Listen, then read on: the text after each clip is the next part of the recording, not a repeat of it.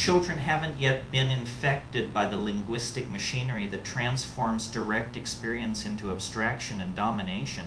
Watch a 2-year-old, they're inhabiting a participatory cosmos where boundaries between self and world haven't calcified yet. We've been systematized, categorized, turned into productive units, and what we've lost is the shamanic ability to hold paradox and multiplicity simultaneously. I'd push back gently here, Terence. Children are marvelous, yes, but they're also quite tyrannical and self-absorbed. They haven't forgotten anything because they haven't learned enough to forget it yet. What they do possess is something simpler. They don't yet believe in the separateness they've been told to believe in. It's not that we've lost shamanic powers, we've simply mistaken the map for the territory. But that's exactly what I'm saying, Ellen. The child lives in the forgiven world before the Logos has carved it into subject and object. You're being too gentle about this. We're not just confused about maps, we're lobotomized by schooling systems designed during the industrial age to produce compliant factory workers. The child remembers what all cultures remembered before writing, that consciousness is fundamentally strange and non-local. Now you're romanticizing it. The child doesn't remember anything because memory implies a prior learning. You're describing a baseline condition that's being overlaid with concepts, which sounds rather different from your shamanic revival narrative.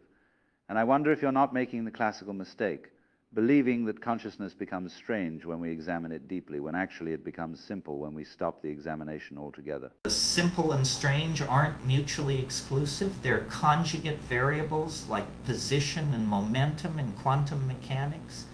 A child's attention is radically open. It can follow a shaft of dust motes for 15 minutes. We've trained ourselves into linear, goal-directed consciousness that's actually a trauma response to civilization. The archaic revival I'm talking about isn't regression, it's remembering how to toggle between modes of consciousness. There's something genuinely important in what you're saying. But I notice you're still framing it as something we must do, we must toggle, we must remember, we must revive. Don't you see the irony? The child isn't trying to be present. It simply hasn't developed the self-conscious obsession with its own consciousness. Yet wu-wei, effortless action looks like what you're describing, but it emerges when you stop trying. I hear the paradox you're offering, and it's valid, but I think it's insufficient for our moment. We're not living in ancient China or in some stable Buddhist monastery. We're inside a machine that's been optimized to colonize our attention. You can't meditate your way out of something that's operating at the level of language and mass media. Sometimes you have to actively remember what you've been trained to forget. Ah, but you're still fighting the machine by its own logic, trying to outmaneuver something outside yourself. What children know that we've forgotten is that the machine has no power unless we empower it through believing in it. I'm not suggesting passivity. I'm suggesting that the most radical act is to see through the game entirely and then play it with awareness, rather than desperation. But that's a beautiful sentiment, but it doesn't account for the fact that the game has teeth. A child in a factory town breathing carcinogenic air isn't transcending anything through acceptance. They're being poisoned. The archaic revival I'm advocating includes things like psychedelic use, which literally disrupt the linguistic stranglehold on consciousness in real time. You can't thought reform your way out of a pharmaceutical system that's medicalizing childhood itself. Now that's something we might actually agree on, though you'll hate my phrasing. The system is a trap precisely because we treat it as real and separate from ourselves. Psychedelics don't create transcendence. They reveal that the boundary between observer and observed was always illusory. But so can a walk in the forest.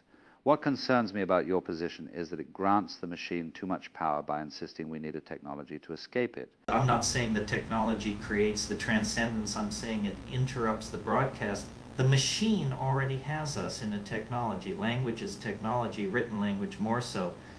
A psychedelic experience isn't escape. It's like rebooting your operating system, and your walk in the forest is only available to the privileged few now. The archaic revival has to be practical, scalable, indigenous to our actual moment. Here's where I think you're both right and self-defeating. You're absolutely correct that the moment is unprecedented and that children are being systematically colonized. But I notice you're constructing a grand narrative of escape and recovery when what the child actually possessed was no narrative at all. The moment you make it into something to be achieved through meditation, psychedelics, or cultural revolution, you've already lost the plot. Perhaps. But tell me this, how does a colonized consciousness uncolonize itself without passing through some kind of crisis, some discontinuity? The child's non-narrative awareness can't be preserved in an adult in a surveillance system without either complete withdrawal or, yes, deliberate intervention. You're asking the ego to dissolve itself, which is what children do naturally, but we're not children anymore, Alan. The beautiful trick, the one that children haven't forgotten, is that the adult ego dissolving isn't something the ego can accomplish. It's not like learning to ride a bicycle. It happens when you finally get tired of running away from yourself, when you realize you're chasing your own tail. Maybe the revolution isn't about returning to childhood, but recognizing that you never actually left it. You just forgot you were playing the game. And maybe that recognition happens for some through sitting quietly, and for others through 5 grams of psilocybin in silent darkness. The diversity of paths matters. Children are all different too. Some are contemplatives, some are wild artists, some are explorers. What they share is a kind of permission we've revoked in ourselves. That permission is what we're both after, just arguing about the map to get there.